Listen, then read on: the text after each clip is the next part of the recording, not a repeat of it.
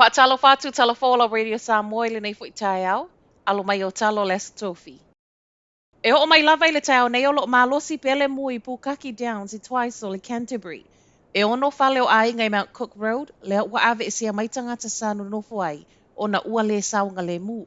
Ma e ono fo I helikopa o le ua amata so iso eina le te leo le whanua ma le mamau uo o atu iai le mu I le tau nei. E le ofeso soani le malo losi o savili ngā luenga le ofiso tinei mu e pe o na moli mawina I ana pō.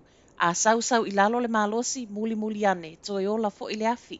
O le watapu ni ai ma le State Highway valu se fulu I le whetau la ingo a wala I lea no fuanga o na o le malosi tele o le mu. O lo o whaalangolango uma le fui no le mu le nei I helikopa. E whai e le leiba le whale mai fau mo Hawke's Bay pe a whai e tū mai le pālota I le masina fau. Polo misi nei na whaelo mai le taita I le Labour, Chris Hipkins, ma ua whai mai ei fwoi e amata tala noa ina lava I to tono le tolu masina e toi fwoi mai ei le Labour. O se polo misi e ono aluai le vao le fitu se lau miliona, ma le tasi piliona. I le tū tau le soifua malolo ina lava, o le fwoi wa sauno le minister, Dr. Aisha Verrill, o le atu e whaalelea fwoi ma whale mai, e awhia I ma le whaatotonga ina I masini o loo mo o mia mo whaata.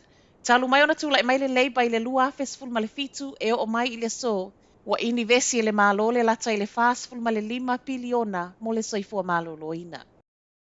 Wa tautino le malo na te le I loa peto a fia tangata o mai atunu mamau, na se I visa whai ngā luenga lea o to esu ina nei, e le isa o na whai. Wa sa wai le aso na whaalau I loa I le support package mō tangata a fia. Ma pau le whaatusa tusanga mai le minister o le immigration Andrew Little, pe ama le lua se lau 5 se fulu tangata whai ngā luenga, na whaavalea I visa whai ngā luenga nei.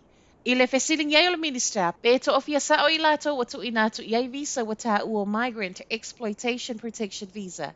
Tali le minister, tu sama le lua se lau 5 se fulu. E o mai lava I le taimi nei, o lo o whaawau peso eso enga le immigration in New Zealand.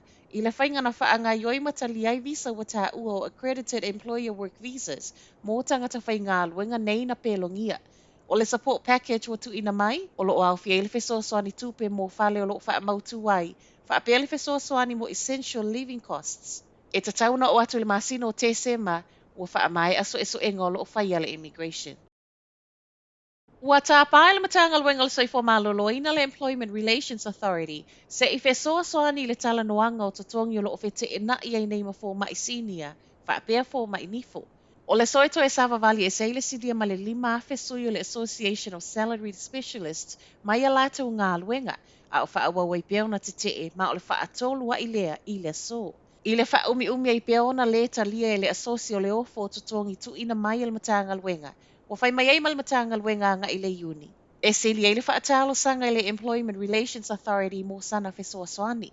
Talia le uni, e le o mawhai lava I le ofo tutongi a le matanga luenga, o na whaafeta ia I le mawalunga le inflation o loo iai nei. Whai tu lale o le te I le so, mai le matanga luenga le soifua maloloina, e tu salea ma le lua se lau 5 se fulu tā o tonga, toi tolo pō. Matala muli, a o whaasolo whaatala noanga whetalia I a taita o pāti te tele I New Zealand. O tau whaisau uma I lalo pasene maua pāti te tele nei e lua, le National, ma le Labour.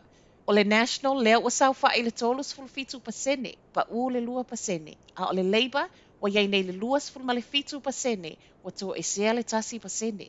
O linga mai ai o pasene pa u nei walu atu anga I le Act ma le Greens, lea u wha au popo le ta I lua pasene.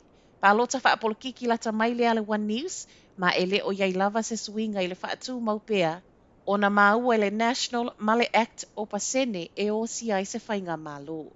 Talanala Radio Samoa, Manuel Taiao.